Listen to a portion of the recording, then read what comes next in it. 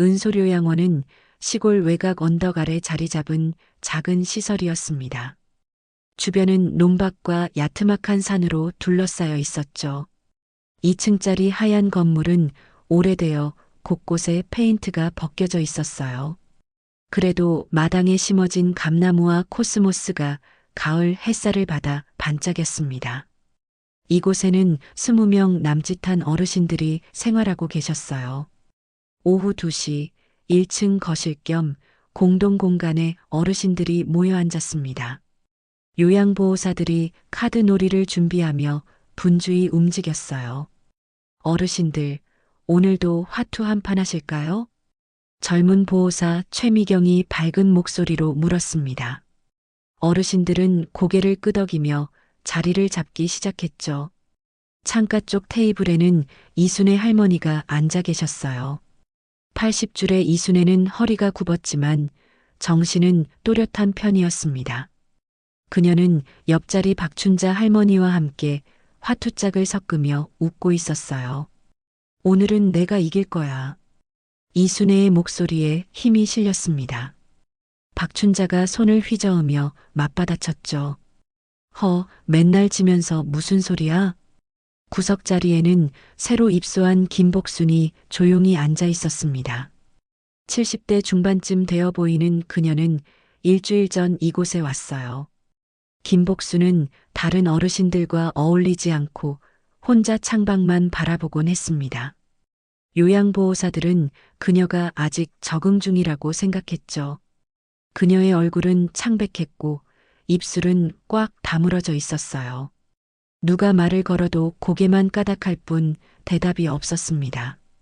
화투장이 펼쳐지고 어르신들의 웃음소리가 거실을 채웠어요.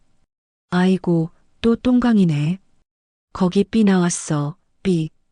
카드를 내려놓는 소리와 함께 탄성이 터져 나왔습니다. 이순애는 패를 보며 미소를 지었어요. 오늘은 운이 좋은 것 같았죠. 그때였습니다. 김복순이 천천히 자리에서 일어났어요. 그녀는 아무 말 없이 이순애가 앉은 테이블 쪽으로 걸어왔습니다. 요양보호사들은 그녀가 화투에 끼고 싶어 하는 줄 알았어요. 최미경이 웃으며 손짓했죠. 김복순 어르신, 여기 앉으실래요? 하지만 김복순은 대답하지 않았습니다. 그녀는 이순애 바로 옆까지 다가왔어요. 그리고는 허리를 구부리며 이순애의 귀에 얼굴을 바짝 붙였습니다. 주변 어르신들이 이상한 눈빛으로 쳐다봤어요. 이순애는 화투짝을 들고 있다가 고개를 돌렸죠. 김복순의 입술이 움직였습니다. 아주 낮은 목소리였어요. 다른 사람들은 들을 수 없을 만큼 작은 속삭임이었죠. 지금 당장 나가요. 그 말이 이순애의 귓속으로 스며들었습니다. 이순애의 얼굴이 순식간에 하얗게 질렸어요. 손에 들고 있던 화투짝이 바닥으로 떨어졌습니다. 짝짝짝. 카드들이 사방으로 흩어졌죠. 이순애는 입술을 떨며 일어섰어요. 의자가 뒤로 밀리며 삐걱 소리를 냈습니다. 어르신, 괜찮으세요? 박춘자가 놀라서 물었어요. 하지만 이순애는 대답도 하지 않았습니다. 그녀는 눈을 크게 뜨고 앞만 보며 비틀거렸어요. 두 손은 바들바들 떨리고 있었죠. 이순애는 갑자기 복도 쪽으로 뛰기 시작했습니다. 80살 노인이라고는 믿기지 않을 만큼 빠른 속도였어요. 어르신, 어디 가세요? 최미경이 황급히 뒤를 쫓았습니다. 다른 어르신들은 멍하니 그 모습을 바라봤죠. 복도를 지나 현관문 앞까지 달려간 이순애는 떨리는 손으로 문고리를 잡았어요. 문이 열리자 차가운 바람이 안으로 밀려들었습니다. 그녀는 망설임 없이 밖으로 나가버렸죠. 신발도 제대로 신지 않은 채였어요. 거실에 남은 어르신들은 서로의 얼굴만 쳐다봤습니다. 무슨 일이야? 갑자기 왜 저래? 웅성거리는 소리가 커졌어요. 김복수는 여전히 그 자리에 서서 창밖을 바라보고 있었습니다. 그녀의 표정은 아무런 변화가 없었죠. 담당 간호사 윤소정이 급히 현관으로 달려갔어요. 30 중반의 윤소정은 이 요양원에서 3년째 근무하고 있었습니다. 그녀는 문 밖으로 나가 주변을 둘러봤죠. 이순애는 요양원 정문 앞 화단에 주저앉아 있었어요. 어르신, 윤소정이 다가가 무릎을 꿇었습니다. 이순애는 두 손으로 얼굴을 감싼 채 몸을 떨고 있었어요. 어르신, 무슨 일이세요? 왜 갑자기 나오셨어요? 윤소정이 부드럽게 물었죠. 이순애는 고개를 들었습니다. 그녀의 눈에는 공포가 가득했어요. 입술이 파르르 떨리며 무언가 말하려 했지만 소리가 나오지 않았습니다. 윤소정은 이순애의 어깨를 감싸며 천천히 일으켜 세웠죠. 바로 그 순간이었습니다. 요양원 건물의 전등이 동시에 깜빡이기 시작했어요. 한 번, 두 번, 세 번. 그리고는 완전히 꺼져버렸습니다. 오후의 밝은 햇살 속에서도 건물 안은 순간 어두워 보였죠. 윤소정은 고개를 들어 건물을 올려다봤어요. 전력 차단이라도 된 걸까요? 하지만 몇 초 뒤 불이 다시 들어왔습니다. 거실 안에서는 어르신들의 놀란 목소리가 들려왔어요. 어머, 깜짝이야. 전기가 나갔나? 윤소정은 이순애를 부축해 안으로 들어갔습니다. 이순애는 여전히 떨고 있었어요. 그녀를 의자에 앉히고 물 한 잔을 건넸죠. 천천히 마시세요. 이순애는 물잔을 받아들었지만 마시지 못했습니다. 손이 너무 떨려서 물이 쏟아질 지경이었어요. 윤소정이 잔을 잡아주며 조금씩 마시게 했죠. 김복수는 다시 구석자리로 돌아가 앉아 있었습니다. 그녀는 고개를 숙인 채 두 손을 무릎 위에 가지런히 올려놓았어요. 마치 아무 일도 없었던 것처럼 말이죠. 윤소정은 김복순을 힐끗 쳐다봤습니다. 무언가 이상했어요. 분명 김복순이 이순애에게 뭔가 속삭였고 그 직후 이런 일이 벌어졌죠. 하지만 지금 김복순의 모습은 너무나 평온했습니다. 어르신, 김복순 어르신이 뭐라고 하셨어요? 윤소정이 조심스럽게 물었어요. 이순애는 윤소정의 얼굴을 빤히 쳐다봤습니다. 그녀의 눈동자가 크게 흔들렸어요. 입술이 몇 번 움직이더니 겨우 소리가 나왔죠. 나가라고. 지금 당장. 그 말을 끝으로 이순애는 다시 입을 다물었습니다. 윤소정은 더 묻지 못했어요. 이순애의 표정이 너무 겁에 질려 있었으니까요. 거실은 다시 조용해졌습니다. 어르신들은 화투를 계속했지만 아까 같은 웃음소리는 나오지 않았어요. 모두 김복순을 힐끗힐끗 쳐다보며 수군거렸죠. 윤소정은 이순애를 병실로 데려가 쉬게 했습니다. 그리고 사무실로 돌아와 오늘 일을 기록하기 시작했어요. 하지만 무엇을 어떻게 써야 할지 막막했습니다. 단순한 노인의 돌발 행동이라고 쓰기엔 뭔가 석연치 않았죠. 창밖으로는 가을 해가 서서히 기울고 있었습니다. 요양원은 다시 평온을 되찾은 것처럼 보였어요. 하지만 윤소정의 마음속에는 묘한 불안감이 자리 잡기 시작했습니다. 다음 날 아침 6시 요양원에 첫 새벽빛이 들어왔습니다. 윤소정은 평소보다 일찍 출근했어요. 어젯밤 내내 이순애 어르신 생각에 잠을 설쳤거든요. 그녀는 사무실 문을 열고 불을 켰습니다. 복도는 고요했어요. 어르신들은 아직 깊은 잠에 빠져 계셨죠. 윤소정은 책상 앞에 앉아 컴퓨터를 켰습니다. 화면이 밝아지며 로그인 창이 떴어요. 어제 일을 제대로 확인해 봐야겠어. 윤소정은 혼잣말을 하며 CCTV 관리 프로그램을 실행했습니다. 요양원 곳곳에는 안전을 위해 감시 카메라가 설치되어 있었어요.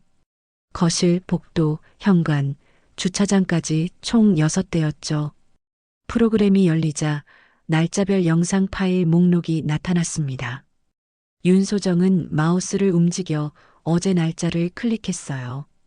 그런데 이상했습니다. 화면에 아무것도 뜨지 않았거든요. 어? 윤소정은 눈을 찡그리며 다시 클릭했어요. 역시 빈 화면만 나왔습니다. 파일 목록에는 어제 날짜가 분명히 있었는데 영상이 재생되지 않았죠. 그녀는 다른 카메라 영상도 확인해 봤어요. 거실 카메라, 복도 카메라, 현관 카메라 모두 마찬가지였습니다. 어제 오후 시간대 영상이 전부 비어 있었어요. 이럴 리가 없는데 윤소정은 당황하기 시작했습니다. 그녀는 파일 속성을 열어 세부 정보를 확인했어요. 화면에 빨간 글씨로 메시지가 떴죠. 파일 손상 마이너스 재생 불가. 파일 손상 마이너스 재생 불가. 파일 손상 마이너스 재생 불가. 같은 메시지가 6개 파일 모두에 반복되어 있었습니다. 윤소정은 등골이 서늘해지는 느낌을 받았어요. 하필이면 어제 그 일이 있었던 시간대만 영상이 사라졌다는 게 이상했죠. 문이 열리는 소리가 들렸습니다. 원장 박 원장이 들어왔어요. 60대 초반의 박 원장은 이 요양원을 10년째 운영하고 있었습니다.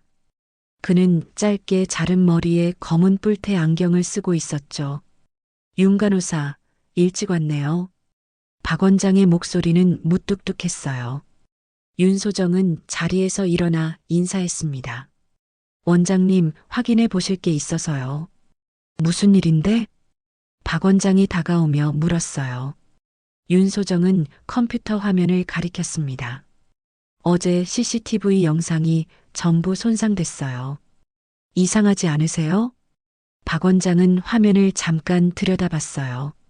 그리고는 별일 아니라는 듯 손을 내저었죠.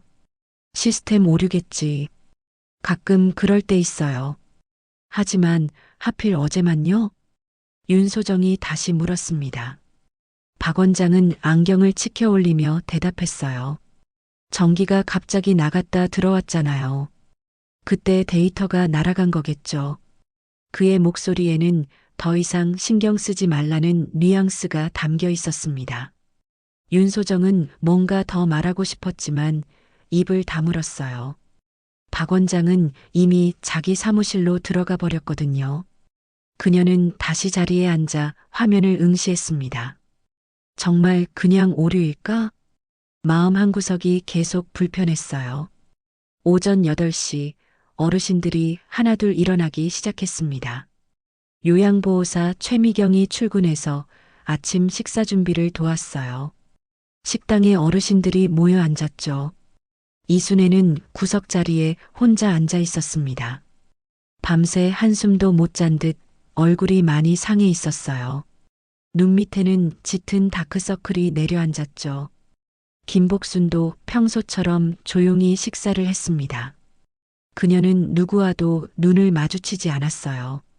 숟가락을 들고 내리는 동작만 기계처럼 반복했죠. 미경 씨. 윤소정이 최미경을 식당 밖으로 불렀습니다. 최미경이 고개를 갸우뚱하며 따라 나왔어요. 왜요, 언니? 윤소정은 목소리를 낮춰 물었습니다. 요즘 뭔가 이상한 거 못 느꼈어요? 최미경은 잠시 생각하더니 고개를 끄덕였어요. 아, 그거요? 창고 쪽에서 냄새 나는 거 말씀하시는 거예요? 냄새? 윤소정이 되물었습니다. 최미경은 복도 끝을 가리키며 말했죠. 창고 근처 지나가면 좀 이상한 냄새가 나요. 곰팡이 냄새 같기도 하고. 윤소정은 귀가 번쩍 뜨였어요. 언제부터요? 글쎄요, 한 일주일쯤 된 것 같아요. 최미경이 대답했습니다. 윤소정은 복도 끝 창고를 바라봤어요. 그곳은 오래된 의료기구나 청소도구를 보관하는 곳이었습니다. 평소에는 거의 사용하지 않는 공간이었죠. 확인해 봐야겠어요. 윤소정이 말하며 걸음을 옮겼습니다. 최미경도 뒤를 따랐어요. 복도를 지나 창고 앞에 도착했습니다. 과연 희미하게 이상한 냄새가 났어요. 습하고 퀴퀴한 냄새였죠. 윤소정은 손잡이를 잡아당겼습니다. 그런데 문이 열리지 않았어요. 잠겨 있네요? 최미경이 말했습니다. 윤소정은 자물쇠를 내려다봤어요. 새 자물쇠였습니다. 전에 있던 낡은 자물쇠가 아니었죠. 언제 바꿨지? 윤소정이 중얼거렸어요. 원장님이 바꾸신 거 아닐까요? 최미경이 어깨를 으쓱했습니다. 윤소정은 고개를 끄덕였지만 마음이 편치 않았어요. 점심시간이 지나고 오후가 됐습니다. 어르신들은 낮잠을 주무시거나 TV를 보며 시간을 보냈어요. 김복수는 여전히 창가에 앉아 방만 바라봤습니다. 복도에서 어르신들의 수군거리는 소리가 들렸어요. 저 사람 뭔가 이상해. 맞아, 말도 안 하잖아. 불길한 느낌이 들어. 윤소정은 그 소리를 들으며 가슴이 답답해졌습니다. 김복순이 다른 어르신들에게 배척받고 있다는 게 느껴졌거든요. 오후 4시쯤 박 원장이 직원들을 모았습니다. 간호사와 요양보호사 5명이 사무실에 모였어요. 박 원장은 심각한 표정으로 말했죠. 다음 주에 보건소 점검이 있습니다. 직원들이 긴장한 얼굴로 서로를 쳐다봤어요. 박 원장이 계속 말했습니다. 문제가 생기면 안 돼요. 모든 서류와 시설을 완벽하게 정리하세요. 윤소정은 손을 들었어요. 원장님, CCTV 시스템도 점검받을 텐데 어제 파일은 어떻게 하죠? 박 원장의 눈빛이 차갑게 변했습니다. 그건 신경 쓰지 마세요. 내가 알아서 할 테니까. 그의 목소리는 단호했어요. 더 이상 묻지 말라는 경고 같았죠. 회의가 끝나고 직원들이 흩어졌습니다. 윤소정은 자기 자리로 돌아왔어요. 그녀는 컴퓨터 앞에 앉아 생각에 잠겼습니다. 백업 서버를 확인해 봐야겠어. 윤소정은 마음먹었어요. 요양원 CCTV 시스템은 자동으로 외부 서버에도 백업되게 설정되어 있었거든요. 혹시 거기에는 영상이 남아있을지도 몰랐죠. 하지만 백업 서버에 접속하려면 관리자 권한이 필요했어요. 박 원장만 그 비밀번호를 알고 있었습니다. 윤소정은 입술을 깨물었어요. 저녁이 되자 요양원은 조용해졌습니다. 어르신들은 저녁 식사 후 각자 방으로 돌아가셨어요. 복도에는 간간히 기침 소리만 들릴 뿐이었죠. 윤소정은 야간 근무를 서기 위해 남았습니다. 그녀는 간호사실에 앉아 차를 한 잔 끓였어요. 창밖으로 어둠이 내려앉고 있었습니다. 문득 복도 끝 창고가 신경 쓰였어요. 새 자물쇠, 이상한 냄새, 그리고 사라진 CCTV 영상. 이 모든 게 우연일까요? 윤소정은 자리에서 일어났습니다. 그녀는 복도를 천천히 걸어 창고 앞까지 갔어요. 어둠 속에서 자물쇠가 희미하게 반짝였습니다. 귀를 문에 가까이 대봤어요. 안쪽에서 아무 소리도 들리지 않았습니다. 하지만 문틈으로 차가운 공기가 새어나왔죠. 뭐가 있는 거지? 윤소정은 중얼거렸어요. 그녀는 내일 열쇠를 구해서라도 확인해 보기로 마음먹었습니다. 밤 11시 요양원은 깊은 정적에 쌓여 있었습니다. 복도에 비상등만이 희미하게 켜져 있었어요. 야간 근무를 맡은 요양보호사 박진수가 순찰을 돌고 있었습니다. 박진수는 40대 중반의 성실한 남자였어요. 이 요양원에서 2년째 일하고 있었죠. 그는 손전등을 들고 복도를 천천히 걸었습니다. 각 병실 문을 하나씩 열어 어르신들을 확인했어요. 모두 편안하게 주무시고 계셨습니다. 가끔 코 고는 소리가 들릴 뿐이었죠. 마지막 병실을 확인하고 박진수는 1층으로 내려왔어요. 거실을 지나 복도 쪽으로 발걸음을 옮겼습니다. 그런데 이상한 소리가 들렸어요. 쿵, 쿵. 어디선가 무언가 떨어지는 소리였습니다. 박진수는 걸음을 멈추고 귀를 기울였어요. 소리는 복도 끝에서 들려오고 있었죠. 창고 쪽이었습니다. 박진수는 손전등을 그쪽으로 비추며 천천히 다가갔어요. 심장이 조금씩 빨리 뛰기 시작했습니다. 낮에 윤소정 간호사가 창고에 대해 이야기했던 게 떠올랐죠. 철커덕, 철커덕.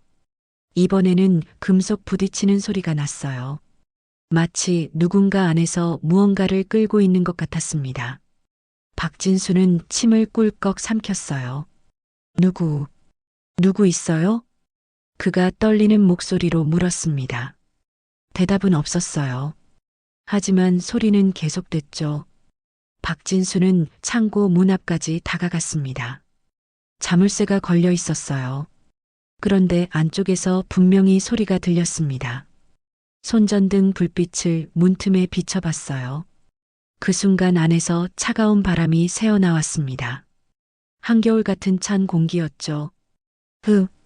낮은 신음소리가 들렸어요. 사람의 목소리 같기도 하고 바람 소리 같기도 했습니다. 박진수의 등에 땀이 흘러내렸어요. 그는 몇 걸음 뒤로 물러났습니다. 손전등을 꽉 쥐고 문을 계속 쳐다봤어요. 소리가 점점 커지고 있었습니다. 쿵, 철커덕, 쿵. 무언가가 문 안쪽에서 움직이고 있었어요. 박진수는 급히 휴대전화를 꺼내 윤소정에게 전화를 걸었습니다. 신호음이 울렸지만 받지 않았어요. 아, 제발. 그가 다시 걸려는 순간이었습니다. 덜컥.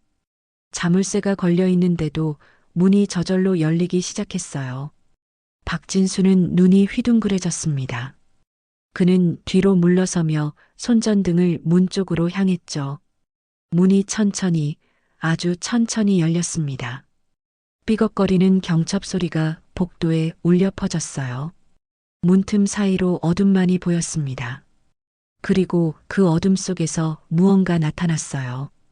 휠체어였습니다. 낡은 휠체어가 문 안쪽에서 천천히 굴러나왔어요. 바퀴가 삐걱삐걱 소리를 내며 회전했습니다. 박진수는 숨이 멎는 것 같았어요. 휠체어는 저절로 움직이고 있었습니다. 아무도 밀지 않는데 계속 앞으로 나아왔죠. 복도 한가운데까지 굴러왔어요. 박진수는 손전등으로 휠체어를 비췄습니다. 빛 속에 낡고 녹슨 휠체어가 드러났어요. 가죽 시트는 찢어져 있었고 바퀴에는 먼지가 가득했습니다. 그런데 이상했어요. 휠체어에는 아무도 타고 있지 않았습니다. 완전히 비어 있었죠. 이게...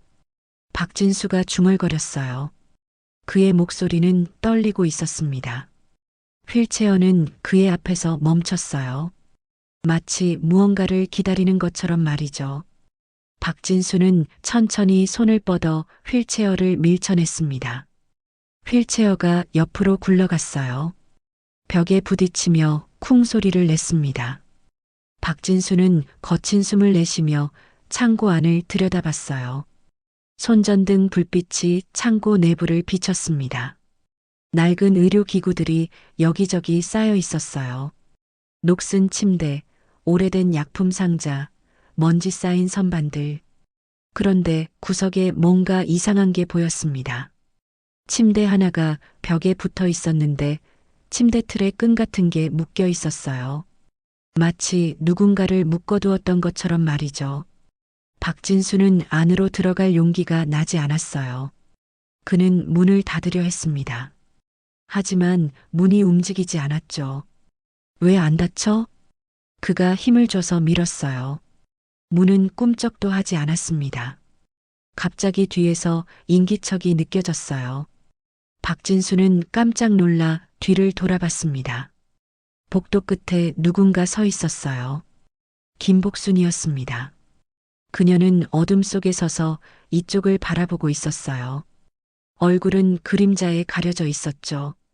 박진수는 가슴을 쓸어내렸습니다. 김복순 어르신, 잠은 안 주무세요? 그가 물었어요. 김복순은 대답하지 않았습니다. 그녀는 천천히 이쪽으로 걸어왔어요. 발소리가 복도에 울렸습니다. 탁, 탁, 탁. 박진수는 뭔가 섬뜩한 기분이 들었어요. 김복순의 걸음걸이가 이상했습니다. 마치 인형처럼 기계적이었죠. 그녀가 박진수 앞에 멈춰 섰어요. 그리고는 창고 안을 가리켰습니다. 안에 아직 있어요. 김복순의 목소리가 낮게 울렸어요. 박진수는 소름이 돋았습니다. 뭐가 있는데요? 그가 떨리는 목소리로 물었죠. 김복순은 고개를 천천히 들었어요. 그녀의 눈이 손전등 불빛에 반짝였습니다. 텅 빈 것 같은 눈빛이었어요. 사람이요. 김복순이 대답했습니다. 박진수는 뒷걸음질 쳤어요. 그는 더 이상 이곳에 있고 싶지 않았습니다. 급히 복도를 빠져나와 간호사실로 달려갔죠. 문을 쾅 닫고 숨을 몰아쉬었어요. 심장이 터질 듯이 뛰었습니다. 손은 바들바들 떨리고 있었죠. 그는 책상 위에 있는 근무일지를 펼쳤어요. 오늘 있었던 일을 기록해야 했습니다. 하지만 펜을 든 손이 제대로 움직이지 않았어요. 뭘 쓰지? 이걸 어떻게 써? 박진수는 혼란스러웠습니다. 휠체어가 저절로 움직였다고 쓸 수는 없었죠. 그는 결국 간단히만 적었어요. 창고 쪽 이상 소음 확인. 특이사항 없음. 하지만 그의 마음속에는 공포가 자리 잡았습니다. 분명 뭔가 있었어요. 창고 안에 무언가가 숨겨져 있었죠. 시계를 보니 자정이 넘어가고 있었어요. 박진수는 새벽까지 버텨야 했습니다. 그는 커피를 한 잔 마시며 진정하려 애썼어요. 창밖으로 달빛이 희미하게 들어왔습니다. 요양원은 여전히 조용했어요. 하지만 그 정적이 이제는 평화롭게 느껴지지 않았습니다. 박진수는 복도를 다시 한번 확인하러 나갔어요. 창고 문은 이제 닫혀 있었습니다. 자물쇠도 제대로 걸려 있었죠. 휠체어는 벽 옆에 그대로 서 있었어요. 마치 아무 일도 없었던 것처럼 말이죠. 박진수는 휠체어를 창고 안으로 밀어넣고 싶었어요. 하지만 다시 그 문을 열 용기가 나지 않았습니다. 그는 그냥 돌아섰어요. 새벽 5시 동이 트기 시작했습니다. 박진수는 겨우 근무를 마쳤어요. 그는 급히 짐을 챙겨 요양원을 나섰습니다. 집으로 가는 길에 그는 계속 뒤를 돌아봤어요. 누군가 따라오는 것 같은 느낌이 들었거든요. 하지만 아무도 없었습니다. 다음 날 아침 박진수는 출근하지 않았어요. 윤소정이 그의 휴대전화로 여러 번 전화했지만 받지 않았습니다. 그의 숙소에 가봤지만 문은 잠겨 있었죠. 박 원장은 대수롭지 않게 말했어요. 사직한 것 같네요.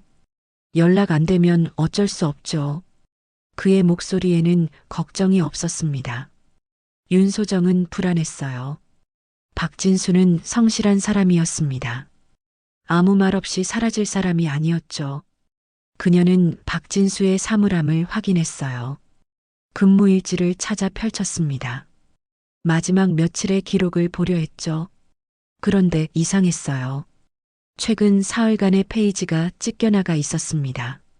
깨끗하게 뜯어진 흔적이 남아 있었어요. 누가 찢어간 거지? 윤소정은 중얼거렸습니다. 그녀는 주변을 둘러봤지만 아무도 없었어요. 복도 끝에서 김복순이 이쪽을 바라보고 있었습니다. 그녀는 고개를 천천히 끄덕이며 창밖을 가리켰어요. 윤소정은 그 모습을 보며 등골이 서늘해졌습니다. 뭔가 잘못되고 있었어요. 이 요양원에 분명 비밀이 숨겨져 있었습니다. 사흘이 지났지만 박진수는 여전히 연락이 닿지 않았습니다. 윤소정은 밤마다 잠을 설쳤어요. 창고에 대한 생각이 머릿속을 떠나지 않았죠. 이날 밤 윤소정은 야간 근무를 자원했습니다. 다른 직원들은 이상하게 여겼지만 묻지 않았어요. 밤 10시가 되자 요양원에는 윤소정 혼자만 남았습니다. 그녀는 간호사실 서랍을 열었어요. 며칠 전 몰래 만들어둔 창고 열쇠가 들어 있었습니다. 자물쇠 사진을 찍어 철물점에서 복제한 거였죠. 손에 든 열쇠가 차갑게 느껴졌어요. 윤소정은 깊게 숨을 들이마셨습니다. 이제라도 진실을 확인해야 해. 복도로 나섰어요. 비상등만 켜져 있어 주변은 어두웠습니다.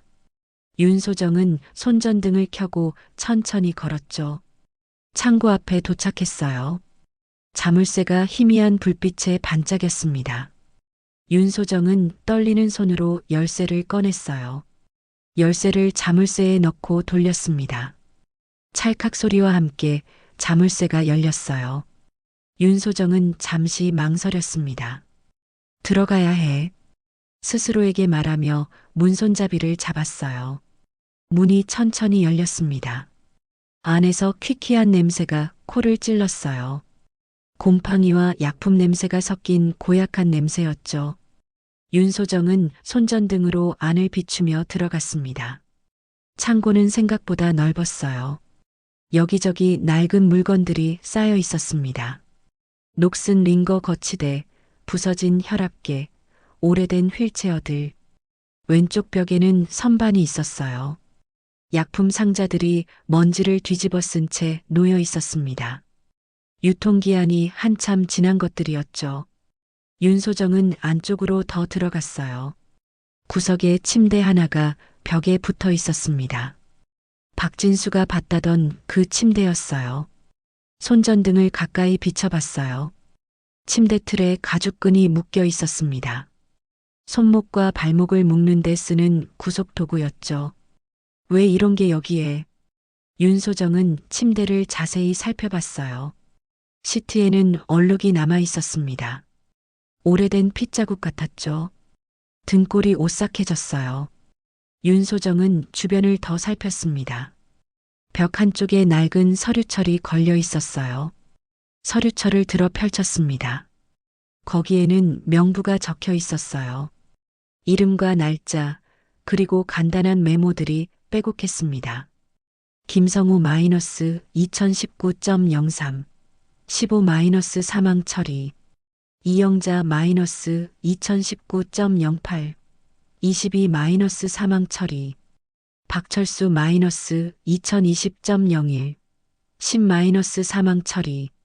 윤소정의 손이 떨렸어요. 사망 처리라는 말이 반복되고 있었습니다. 모두 이 요양원에 있었던 어르신들 이름이었죠. 명부를 계속 넘겼어요. 이름들이 쭉 이어졌습니다. 10명, 15명, 20명. 그리고 맨 마지막 페이지에 눈에 띄는 이름이 있었어요. 김은옥 마이너스 2020.06, 18 마이너스 실종. 윤소정은 그 이름을 보며 기억을 떠올렸습니다. 김은옥이라는 이름이 어디서 들어본 것 같았어요. 잠시 생각하다가 깨달았죠. 김복순 어르신의. 그녀가 중얼거렸어요. 입소 서류에서 봤던 기억이 났습니다. 김복순의 어머니 이름이 김은옥이었죠. 그래서 이곳에 온 거였구나. 윤소정은 모든 게 연결되는 느낌을 받았어요. 김복순은 어머니를 찾으러 온 것이었습니다. 갑자기 창고 안조명이 깜빡이기 시작했어요. 형광등이 지지직 소리를 내며 불안정하게 켜졌다 꺼졌다 했습니다.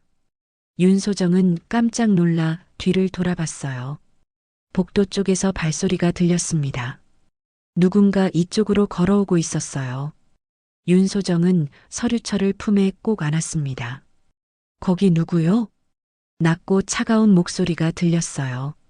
박 원장이었습니다. 그가 문 앞에 나타났어요. 손에 열쇠 뭉치를 들고 있었습니다. 얼굴에는 화가 가득했죠. 윤 간호사, 지금 뭐 하는 거요? 박 원장의 목소리가 낮게 깔렸어요. 윤소정은 뒤로 한 걸음 물러섰습니다. 확인하고 있었습니다. 박진수 씨가 사라진 이유를요. 윤소정이 떨리지 않는 목소리로 대답했어요. 박 원장이 창고 안으로 들어왔습니다. 무단으로 들어오면 어떡해요? 이건 불법 침입이요. 그가 윙윙거렸어요. 하지만 윤소정은 물러서지 않았습니다. 여기 이게 뭡니까? 윤소정이 서류철을 들어 올렸어요. 사망 처리된 사람들 명단이요. 이게 다 뭐죠? 박 원장의 얼굴이 굳었습니다. 그는 입술을 꽉 다물었어요. 눈빛이 날카로워졌죠. 그건 오래된 기록이요. 당신이 볼 필요 없어. 박 원장이 손을 뻗어 서류철을 빼앗으려 했어요. 윤소정은 재빨리 몸을 돌려 피했습니다. 오래된 기록이라고요? 여기 김은옥이라는 분은 실종 처리되어 있어요. 윤소정이 목소리를 높였어요. 김복순 어르신의 어머니잖아요. 박 원장이 다가왔습니다. 그의 얼굴이 창고 불빛 아래 일그러져 보였어요. 그만 나가요. 당장. 하지만 윤소정은 서류철을 꽉 붙잡았습니다. 여기 구속도구도 있고 침대에 핏자국도 있어요. 대체 여기서 뭘 한 겁니까? 그녀의 목소리에 분노가 섞였어요.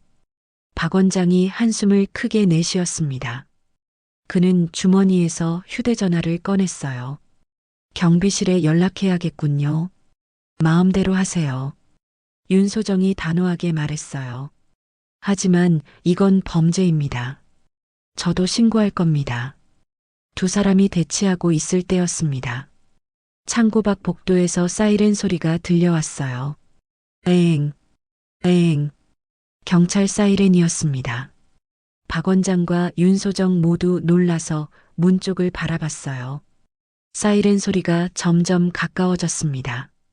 차량이 요양원 앞에 멈추는 소리가 들렸죠. 무슨...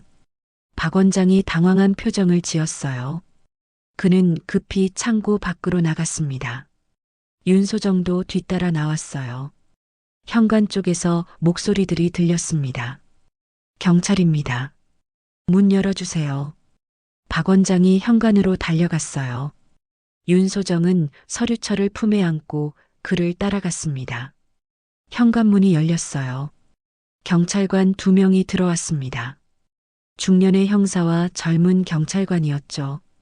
은솔요양원 맞습니까? 형사가 물었어요. 박 원장이 황급히 대답했습니다. 네, 그런데 무슨 일이십니까? 형사가 수첩을 꺼내 펼쳤어요. 신고를 받고 왔습니다. 불법 인체 실험 의혹이 제기됐습니다. 박 원장의 얼굴이 새하얗게 변했어요. 그는 말을 더듬었습니다. 그게 무슨... 오해입니다. 이때 거실 쪽에서 누군가 걸어 나왔어요. 김복순이었습니다. 그녀는 경찰 앞으로 다가왔어요. 제가 신고했습니다. 김복순의 목소리가 조용하지만 단단했어요. 모두의 시선이 그녀에게 쏠렸습니다. 윤소정은 놀라서 김복순을 바라봤어요. 박 원장은 입을 벌린 채 굳어 있었습니다. 형사가 김복순에게 물었어요. 신고인이 당신입니까? 김복순이 고개를 끄덕였어요. 제 어머니가 5년 전 이곳에서 실종됐습니다. 그녀의 눈에 눈물이 고였어요. 진실을 밝혀야 합니다. 거실에 모두가 모였습니다. 형사는 소파에 앉아 수첩을 펼쳤어요. 젊은 경찰관은 입구 쪽에 서서 상황을 지켜봤습니다. 김복순이 형사 맞은편에 앉았어요. 그녀의 손은 무릎 위에서 떨리고 있었습니다. 윤소정은 옆에 서서 서류철을 꼭 쥐고 있었죠. 박 원장은 소파 한쪽에 앉아 있었어요. 그의 얼굴에는 식은땀이 흐르고 있었습니다. 안경 너머로 흔들리는 눈빛이 보였죠. 천천히 말씀해 주세요. 형사가 김복순에게 부드럽게 말했어요. 김복순이 고개를 들었습니다. 제 어머니는 김은옥입니다. 그녀의 목소리가 조용히 울렸어요. 5년 전 이 요양원에 입소하셨어요. 형사가 메모하며 고개를 끄덕였습니다. 김복순이 계속 이어갔어요. 어머니는 치매 초기 단계셨습니다. 그런데 석 달 만에 그녀의 목소리가 떨렸어요. 눈물이 볼을 타고 흘러내렸습니다. 사망 통보를 받았어요. 갑자기요. 시신은 확인하셨습니까? 형사가 물었어요. 김복순이 고개를 저었습니다. 그게 이상했어요. 원장님이 화장을 이미 했다고 했습니다. 그녀가 박 원장을 쳐다봤어요. 제 동의도 없이요. 박 원장이 입을 열었습니다. 그건 오해입니다. 당시 연락이 안 돼서. 형사가 손을 들어 그를 제지했어요. 계속하세요. 형사가 김복순에게 말했습니다. 김복순이 주먹을 쥐었어요. 유골함을 받았는데 뭔가 이상했어요. 그녀의 목소리에 분노가 섞였습니다. 무게가 너무 가벼웠거든요. 거실이 조용해졌어요. 김복순이 숨을 깊게 들이마셨습니다. 그래서 조사를 시작했어요. 5년 동안요. 그래서 이곳에 입수하신 겁니까? 형사가 물었어요. 김복순이 고개를 끄덕였습니다. 증거를 찾아야 했으니까요. 그녀가 대답했어요. 어머니가 정말 여기서 돌아가셨는지 아니면 말을 잇지 못했습니다. 윤소정이 앞으로 나섰어요. 제가 증거를 찾았습니다. 그녀가 서류철을 형사에게 건넸어요. 형사가 펼쳐서 내용을 확인했습니다. 페이지를 넘기는 소리만 들렸죠. 이게 뭡니까? 형사가 박 원장을 쳐다보며 물었어요. 박 원장은 입술을 떨었습니다. 오래된 기록일 뿐입니다. 별거 아니에요. 그가 변명했어요. 하지만 목소리에 떨림이 있었습니다. 윤소정이 입을 열었어요. 창고에 구속도구도 있었습니다. 침대에는 핏자국도요. 형사의 표정이 굳어졌습니다. 확인해 봐야겠습니다. 형사가 일어났어요. 젊은 경찰관에게 고개로 신호를 보냈습니다. 창고로 안내해 주시죠. 형사가 윤소정에게 말했어요. 윤소정이 앞장섰습니다. 일행이 복도를 지나 창고 앞에 도착했어요. 문이 열려 있었습니다. 형사와 경찰관이 안으로 들어갔죠. 손전등으로 안을 비추며 살폈어요. 침대와 구속도구, 약품 상자들. 형사가 침대 시트를 자세히 봤습니다. 이건 감식이 필요하겠습니다. 형사가 경찰관에게 말했어요. 경찰관이 무전기로 연락을 취했습니다. 박 원장이 뒤에서 지켜보고 있었어요. 그의 얼굴은 점점 창백해졌습니다. 이마에 땀방울이 맺혔죠. 형사가 선반 위 약품 상자들을 확인했어요. 라벨을 읽으며 고개를 가로저었습니다.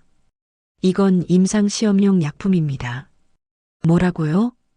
윤소정이 놀라서 물었어요. 형사가 상자를 들어보였습니다. 정식 허가가 나지 않은 신약이에요. 형사의 목소리가 낮아졌어요. 어떻게 이런 게 여기 있습니까? 박 원장이 뒤로 물러섰어요. 그는 손을 내저었습니다. 그건 말을 잇지 못했습니다. 형사가 그에게 다가갔어요. 원장님, 동행해야겠습니다. 일행이 다시 거실로 돌아왔어요. 김복수는 여전히 소파에 앉아 있었습니다. 그녀는 창밖을 바라보고 있었죠. 윤소정이 김복순 옆에 앉았어요. 어르신, 괜찮으세요? 김복순이 고개를 돌렸습니다. 이제야 말할 수 있겠네요. 그녀가 작은 목소리로 말했어요. 어머니께. 윤소정이 그녀의 손을 잡았어요. 김복순의 손은 차갑고 떨리고 있었습니다. 다 끝났어요. 이제 진실이 밝혀질 거예요. 형사가 노트북을 꺼냈어요. CCTV 영상을 확인하고 싶습니다. 박 원장이 황급히 말했습니다. 시스템 오류로 최근 영상이 손상됐습니다. 그가 변명했어요. 형사가 그를 날카롭게 쳐다봤습니다. 백업 서버는 없습니까? 형사가 물었어요. 박 원장이 입을 다물었습니다. 윤소정이 입을 열었어요. 제가 복구했습니다. 모두의 시선이 그녀에게 쏠렸습니다. 며칠 전 외부 서버에 자동 백업된 파일을 찾았어요. 윤소정이 USB를 꺼냈어요. 여기 있습니다. 형사가 USB를 받아 노트북에 꽂았어요. 파일이 열리며 영상이 재생됐습니다. 화면에는 요양원 복도가 보였죠. 날짜는 3년 전이었어요. 밤 시간대 영상이었습니다. 박 원장이 어르신 한 분을 휠체어에 태워 창고로 들어가는 장면이 나왔어요. 다음 영상도 비슷했습니다. 박 원장과 다른 직원이 어르신들을 창고로 데려가는 모습, 주사기와 약병이 보였죠. 형사의 표정이 굳어졌어요. 계속 영상을 넘겨봤습니다. 여러 날짜의 영상이 이어졌어요. 이게 뭡니까? 형사가 박 원장에게 물었어요. 박 원장은 고개를 숙였습니다. 신약 임상시험이었습니다. 그가 작게 인정했어요. 거실에 침묵이 흘렀습니다. 허가도 받지 않고요? 형사의 목소리가 차가웠어요. 박 원장이 대답하지 못했습니다. 윤소정이 떨리는 목소리로 물었어요. 환자분들 동의는 받았습니까? 박 원장이 여전히 침묵했습니다. 김복순이 일어났어요. 그녀는 박 원장 앞으로 걸어갔습니다. 제 어머니도 그랬습니까? 박 원장이 고개를 들었어요. 그의 눈에 눈물이 맺혔습니다. 미안합니다. 미안하다고요? 김복순의 목소리가 떨렸어요. 제 어머니는 어디 계십니까? 박 원장이 입을 열었다가 다시 닫았어요. 형사가 그의 팔을 잡았습니다. 원장님, 동행하시죠. 경찰관이 수갑을 꺼냈어요. 박 원장의 손목에 수갑이 채워졌습니다. 찰칵 소리가 거실에 울렸죠. 이 시설은 당분간 폐쇄됩니다. 형사가 선언했어요. 모든 어르신들은 다른 시설로 이송될 겁니다. 윤소정은 멍하니 서 있었어요. 모든 게 믿기지 않았습니다. 그녀가 3년 동안 일했던 이곳에서 이런 일이 벌어졌다니. 김복수는 창가로 걸어갔어요. 밖에는 새벽빛이 비치기 시작했습니다. 그녀는 조용히 눈물을 흘렸어요. 형사가 박 원장을 데리고 밖으로 나갔어요. 경찰차 사이렌이 다시 울렸습니다. 요양원 앞에 빨간 불빛이 깜빡였죠. 2층에서 어르신들이 깨어나기 시작했어요. 웅성거리는 소리가 들렸습니다. 무슨 일이야? 경찰차가 왜 와 있어? 윤소정은 위로 올라가 어르신들을 안심시켜야 했어요. 하지만 다리에 힘이 풀려 움직이기 힘들었습니다. 김복순이 그녀의 어깨를 잡았어요. 고마워요. 김복순이 작게 말했어요. 윤소정이 고개를 끄덕였습니다. 어르신도 고생 많으셨어요. 윤소정이 대답했어요. 두 사람은 잠시 서로를 바라봤습니다. 밖에서 경찰차가 출발하는 소리가 들렸어요. 요양원은 다시 조용해졌습니다. 하지만 이제 모든 게 달라졌죠. 이순애가 2층에서 내려왔어요. 그녀는 윤소정을 보며 물었습니다. 무슨 일이 있었어요? 윤소정은 잠시 망설였어요. 어떻게 설명해야 할지 막막했습니다. 괜찮아요, 어르신. 이제 다 끝났어요. 그날 밤 전등이 깜빡였던 순간이 떠올랐어요. 마치 경고였던 것 같았습니다. 진실이 드러나기 시작한 신호였죠. 일주일 후 윤소정은 경찰서 조사실에 앉아 있었습니다. 형광등 불빛 아래 긴 테이블이 놓여 있었어요. 형사가 맞은편에 앉아 서류를 정리하고 있었습니다. 진술서에 서명해 주시겠습니까? 형사가 서류를 밀어주며 말했어요. 윤소정은 펜을 들고 자신의 이름을 적었습니다. 수고하셨습니다. 형사가 고개를 숙였어요. 윤소정도 가볍게 인사했습니다. 조사실을 나서며 복도를 걸었어요. 복도 끝 대기실에 김복순이 앉아 있었습니다. 그녀는 무릎 위에 작은 보자기를 올려놓고 있었죠. 윤소정이 다가가 옆에 앉았어요. 어르신, 조사 끝나셨어요? 김복순이 고개를 끄덕였습니다. 이제 어머니를 보낼 수 있을 것 같아요. 그녀의 목소리가 떨렸어요. 보자기를 쓰다듬는 손이 조심스러웠습니다. 윤소정은 보자기를 바라봤어요. 그게 뭐예요? 김복순이 천천히 보자기를 풀었습니다. 안에는 낡은 목걸이가 들어 있었어요. 은빛이 바랜 체인에 작은 로켓 펜던트가 달려 있었습니다. 어머니 유품이에요. 김복순이 펜던트를 열었어요. 안에는 작은 사진이 들어 있었습니다. 젊은 시절 김복순과 어머니가 함께 웃고 있는 사진이었죠. 이것만 남았어요. 김복순의 눈에서 눈물이 떨어졌어요. 펜던트 위로 눈물이 떨어져 반짝였습니다. 윤소정은 가슴이 먹먹해졌어요. 그녀는 김복순의 등을 가만히 쓰다듬어줬습니다. 어머니도 이제 편히 쉬실 거예요. 김복순이 고개를 숙였어요. 어깨가 작게 떨렸습니다. 윤소정은 아무 말 없이 옆에 앉아 있었죠. 경찰서를 나와 밖으로 나왔어요. 가을 햇살이 따스하게 내리쬐고 있었습니다. 김복순이 하늘을 올려다봤어요. 조사 결과가 나왔어요. 형사가 뒤따라 나오며 말했습니다. 두 사람이 그를 돌아봤어요. 박 원장은 불법 임상시험과 환자 기록 조작 혐의로 구속됐습니다. 형사가 수첩을 보며 설명했어요. 공범으로 직원 2명도 함께 구속됐고요. 윤소정이 물었습니다. 실종된 환자분들은 어떻게 됐나요? 형사가 고개를 끄덕였어요. 일부는 타 지역 병원으로 불법 이송된 걸 확인했습니다. 그가 계속 말했어요. 신원 확인 작업이 진행 중입니다. 김복순이 떨리는 목소리로 물었어요. 제 어머니는요? 형사가 잠시 망설였습니다. 아직 확실하지 않습니다. 그가 조심스럽게 대답했어요. 하지만 최선을 다해 찾고 있습니다. 김복순은 고개를 숙였어요. 윤소정이 그녀의 손을 꼭 잡아줬습니다. 형사가 명함을 건넸어요. 진행 상황이 있으면 연락드리겠습니다. 그가 말했어요. 김복순이 명함을 받아들었습니다. 며칠 후 은소료양원은 공식적으로 폐쇄됐습니다. 정문에는 빨간 테이프가 쳐져 있었어요. 출입금지라는 표지판이 붙어 있었죠.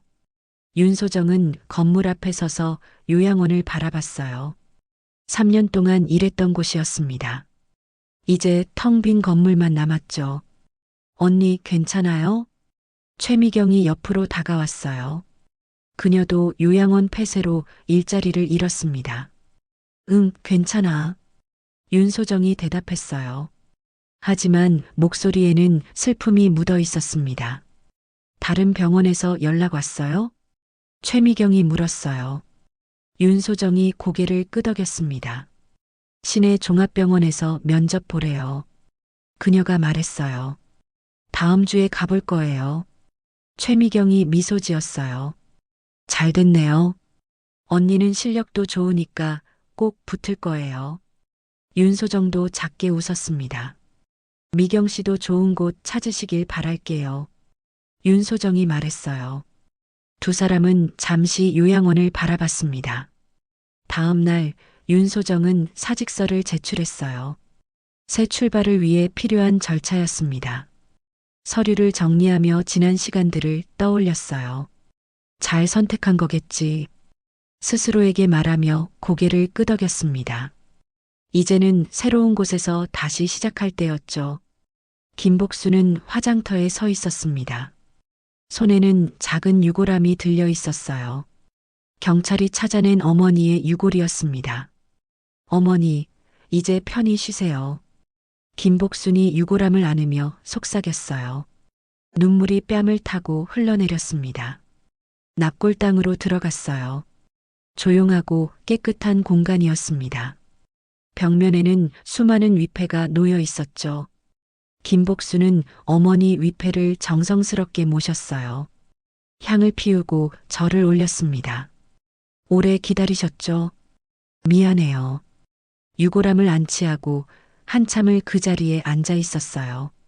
지난 5년의 시간이 주마등처럼 스쳐 지나갔습니다. 어머니를 찾기 위해 애썼던 날들이었죠. 이제 저도 살아갈게요. 김복순이 위패를 쓰다듬으며 말했어요. 어머니도 하늘에서 편히 계세요. 납골당을 나서자 햇빛이 눈부셨어요. 김복순은 한동안 하늘을 올려다봤습니다. 구름 한 점 없는 맑은 하늘이었죠. 그날 오후 은소료양원 철거가 시작됐습니다. 중장비들이 건물 주변에 모여들었어요. 공사 인부들이 분주히 움직였습니다. 김복순과 윤소정은 멀리서 그 모습을 지켜봤어요. 두 사람은 말없이 서 있었습니다. 건물이 무너지는 소리가 들렸죠. 이제 정말 끝이네요. 윤소정이 중얼거렸어요. 김복순이 고개를 끄덕였습니다. 네, 끝이에요. 그녀가 대답했어요. 새로운 시작이기도 하고요. 중장비가 건물 외벽을 무너뜨렸어요. 먼지가 피어올랐습니다. 은소료양원이라는 간판이 땅에 떨어졌죠. 공사인부 한 명이 지하실에서 뭔가를 발견했어요. 낡은 휠체어였습니다. 그는 휠체어를 밖으로 끌어냈어요. 이거 어떻게 할까요? 인부가 현장 소장에게 물었습니다. 소장이 손을 내저었어요. 버리세요. 저런 건 쓸모없어요. 소장이 말했어요. 인부가 휠체어를 도로 옆으로 옮겼습니다. 김복순이 그 휠체어를 보았어요. 눈빛이 잠시 흔들렸습니다. 윤소정도 휠체어를 바라봤죠. 저거. 윤소정이 말하려던 순간이었어요. 휠체어가 천천히 움직이기 시작했습니다. 바람도 불지 않는데 휠체어가 굴러갔어요. 도로 쪽으로 천천히 나아갔습니다. 그러더니 인도 위에서 멈췄죠. 인부들은 아무도 눈치채지 못했어요. 하지만 김복순과 윤소정은 똑똑히 봤습니다. 두 사람은 서로를 쳐다봤어요. 보셨죠? 윤소정이 작게 물었어요. 김복순이 천천히 고개를 끄덕였습니다. 네, 봤어요. 그녀가 대답했어요. 아직 끝나지 않은 것 같네요. 석양이 지고 있었어요. 하늘이 붉게 물들었습니다. 철거 현장에는 먼지만 가득했죠.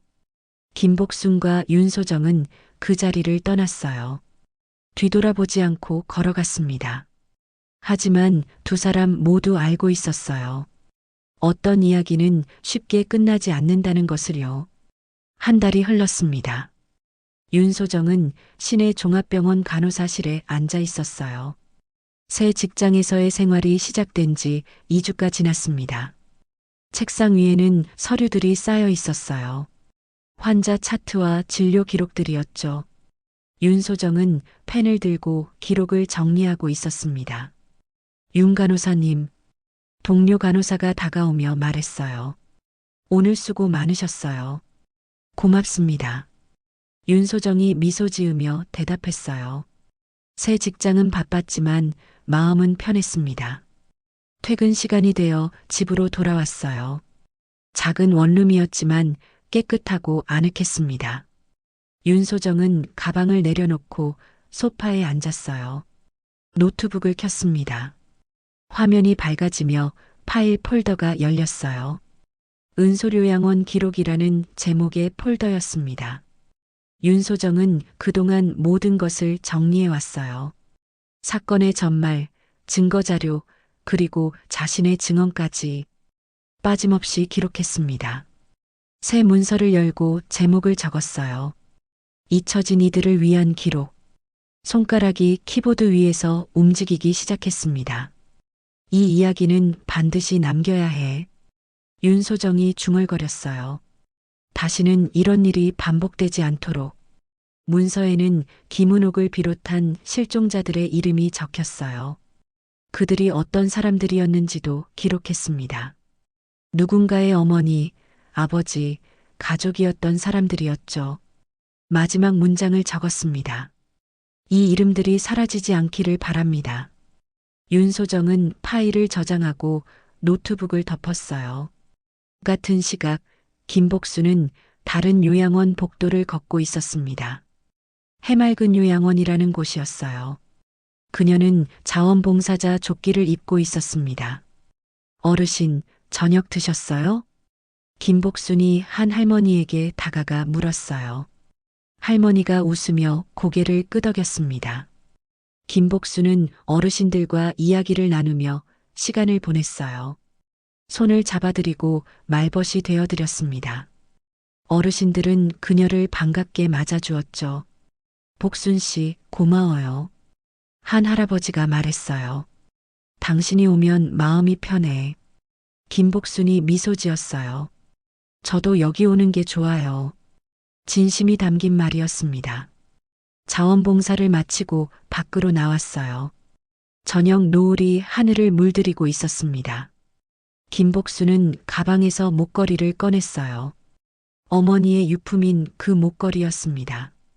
펜던트를 열어 사진을 바라봤어요. 어머니, 잘 지내고 계시죠? 바람이 살랑 불었어요. 나뭇잎들이 바스락거렸습니다. 김복순은 목걸이를 다시 목에 걸었어요. 버스를 타고 집으로 향했습니다. 창밖 풍경이 스쳐 지나갔어요. 김복순은 조용히 미소 지었습니다. 다음 날 아침 신문에 작은 기사가 실렸어요. 불법 요양원 운영자 징역 12년 선고. 박 원장에 대한 판결 소식이었습니다. 윤소정은 출근길에 그 기사를 읽었어요. 끝이 났구나. 조용히 중얼거렸습니다. 병원에 도착해 간호사실로 들어갔어요. 동료들이 바쁘게 움직이고 있었습니다. 일상이 계속되고 있었죠. 윤 간호사님, 3층 환자분 보러 가실래요?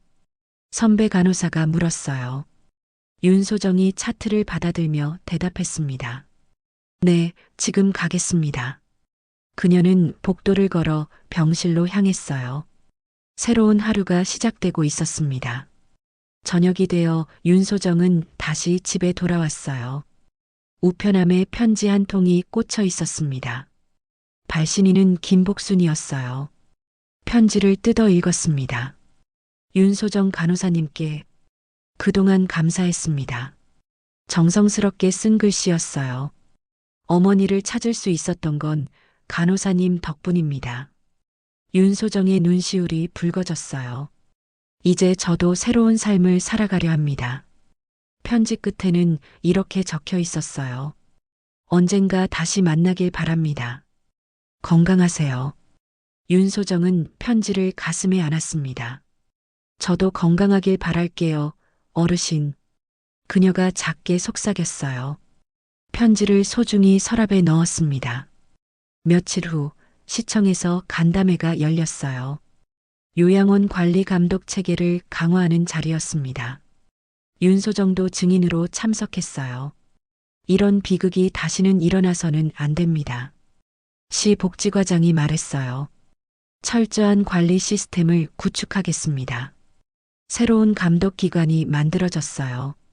요양원 정기 점검이 강화됐습니다. 환자 권리 보호 제도도 신설됐죠. 윤소정은 회의실을 나서며 생각했어요. 이제 조금은 나아지겠지. 작은 희망이 생겼습니다. 김복순은 납골당을 찾았어요. 어머니 위패 앞에 꽃을 놓았습니다. 어머니, 좋은 소식이에요. 그녀가 위패에 대고 말했어요. 요양원 관리가 강화된대요. 이제 어머니 같은 분들이 없을 거예요. 위패는 조용히 빛을 받고 있었습니다. 제가 약속 지켰죠? 김복순의 목소리가 떨렸어요. 진실을 밝혀냈어요. 향을 피우고 절을 올렸습니다. 오래도록 그 자리에 앉아 있었어요. 마음속 짐이 조금씩 내려놓아지는 느낌이었습니다. 한 달 더 흘렀어요. 은솔요양원이 있던 자리에는 새 건물이 올라가고 있었습니다. 지역 복지센터 건립 예정지라는 팻말이 세워져 있었죠. 윤소정은 우연히 그곳을 지나다 멈춰 섰어요. 공사장을 바라보며 지난 일들을 떠올렸습니다.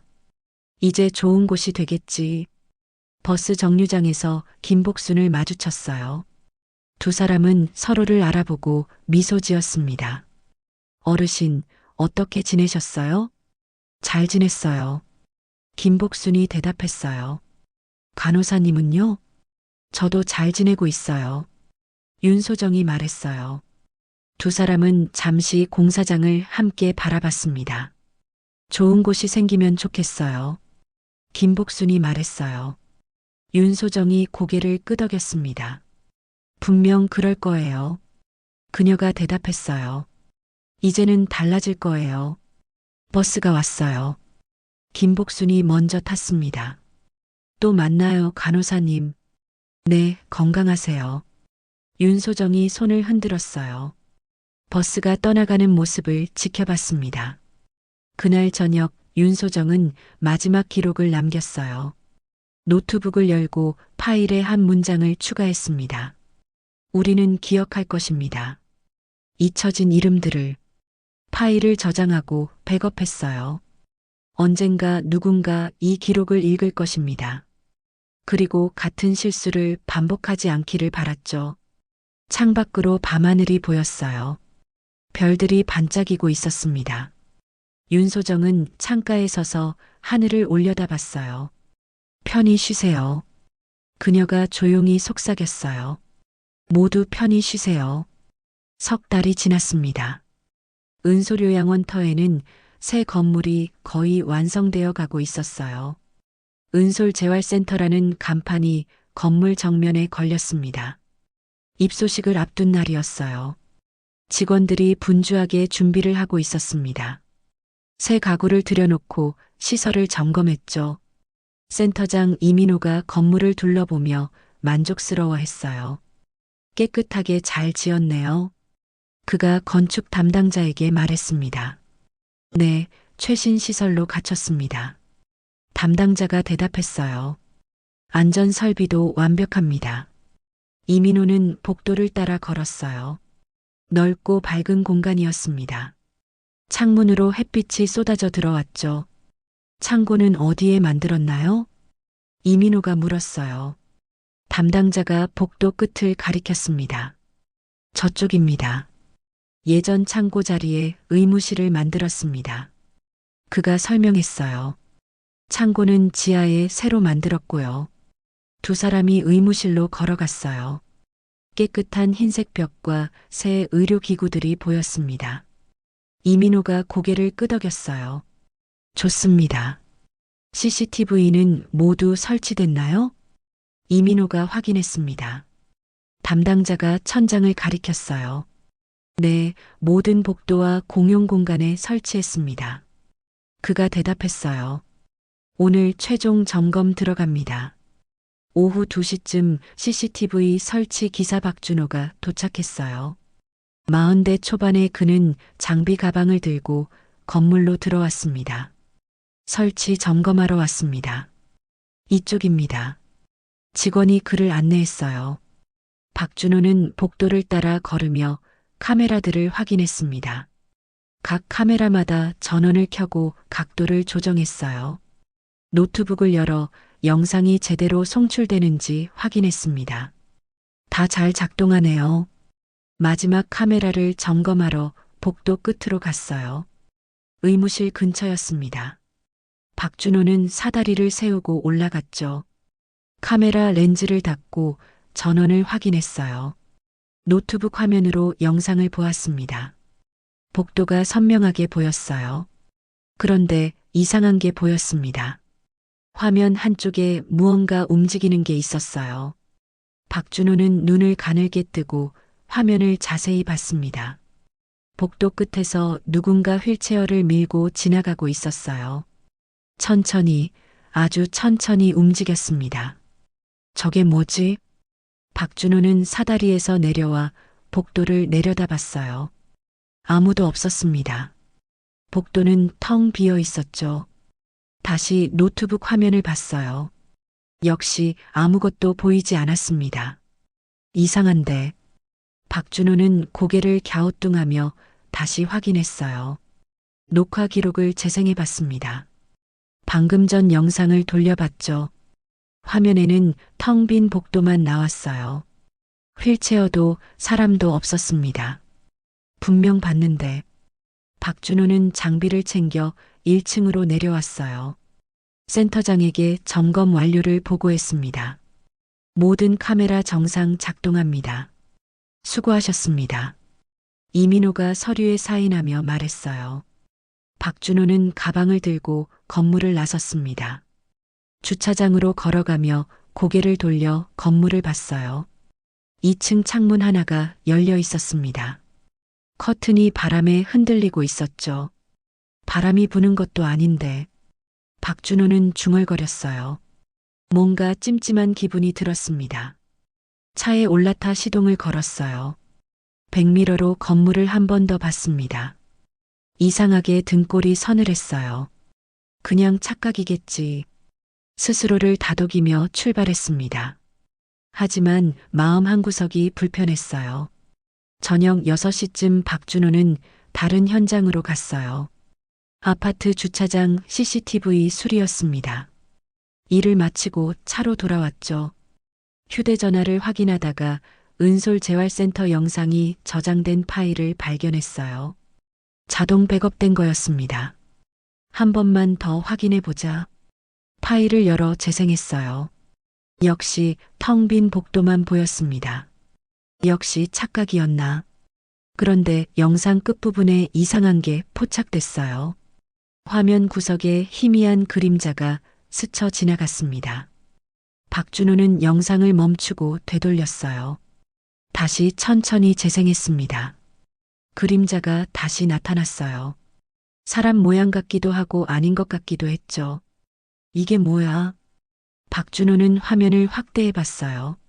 하지만 화질이 떨어져 확실히 알 수 없었습니다. 파일을 닫고 휴대전화를 내려놓았어요. 신경 쓰지 말자. 그냥 렌즈 오류겠지. 박준호는 고개를 저으며 집으로 향했습니다. 밤 11시 박준호는 집에 도착했어요. 샤워를 하고 침대에 누웠습니다. 피곤했지만 잠이 오지 않았어요. 자꾸 그 영상이 떠올랐습니다. 복도를 지나가던 휠체어. 희미한 그림자. 에이, 됐어. 박준호는 이불을 뒤집었으며 눈을 감았어요. 천천히 잠이 들기 시작했습니다. 꿈속에서 긴 복도를 걷고 있었어요. 어둡고 조용한 복도였습니다. 저 멀리서 휠체어 굴러가는 소리가 들렸죠. 삐걱, 삐걱. 박준호는 그 소리를 따라 걸어갔어요. 복도 끝에 누군가 서 있었습니다. 얼굴은 보이지 않았어요. 그 사람이 천천히 돌아섰어요. 박준호는 숨이 멎는 것 같았습니다. 하지만 얼굴을 보기 전에 잠에서 깼어요. 새벽 3시였습니다. 박준호는 식은땀을 흘리며 일어났어요. 심장이 빠르게 뛰고 있었습니다. 꿈이었구나. 그는 물을 마시며 진정했어요. 창밖을 보니 깜깜한 밤이었습니다. 그때 휴대전화가 울렸어요. 누군가 문자를 보낸 거였습니다. 발신자는 모르는 번호였어요. 문자를 열어봤습니다. 내용은 간단했어요. 확인해 주세요. 뭘 확인하라는 거지? 박준호는 어리둥절했어요. 답장을 보내려다 말았습니다. 다시 누워 잠을 청했어요. 하지만 쉽게 잠들 수 없었습니다. 자꾸 은솔재활센터가 떠올랐죠. 다음 날 아침 박준호는 출근하며 생각했어요. 다시 가봐야 하나? 마음이 불편했습니다. 점심시간에 은솔재활센터로 전화했어요. 어제 설치한 CCTV 재점검하러 가도 될까요? 센터 직원이 흔쾌히 허락했습니다. 오후에 센터에 도착했어요.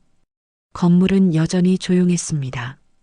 입소식 전이라 사람이 별로 없었죠. 2층 복도로 올라갔어요. 카메라를 하나씩 다시 확인했습니다. 모두 정상이었어요. 의무실 근처 카메라 앞에 섰어요. 그 순간 등 뒤에서 인기척이 느껴졌습니다. 박준호는 뒤를 돌아봤어요. 아무도 없었습니다. 복도는 텅 비어 있었죠. 하지만 분명 누군가 있는 것 같았어요.